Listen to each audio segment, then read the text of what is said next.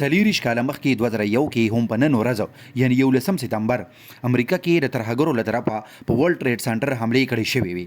د هایجیک شوو جهازونو په ذریعه شوو دغه حملو د لږ وخت لپاره ټوله دنیا ګنګس کړې وه، ځکه چې د امریکې جاسوس او دفاعي ادارې د حمله کوونکو د منصوبه بندۍ او بیا کامیابۍ سره په هغې د عمل کولو نه په مکمل توګه ناخبره پاتې شوي وو.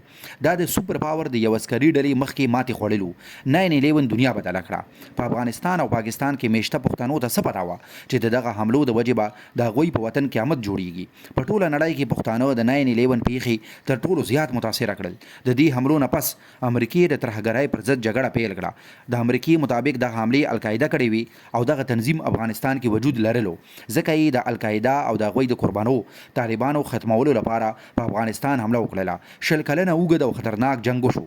دغه تنظیمونه خو ختم شو یا نه شو، خو په لکونو پښتانه مړه او ټپیان شو، کورونه یې وران، کاروبارونه ختم او دوی در بدر شو. پښتانه نن هم په دې انتظار دي چې د دوی د وطن نامرور شوی امن به یو ځل بیا خامخا په دې لور راځي.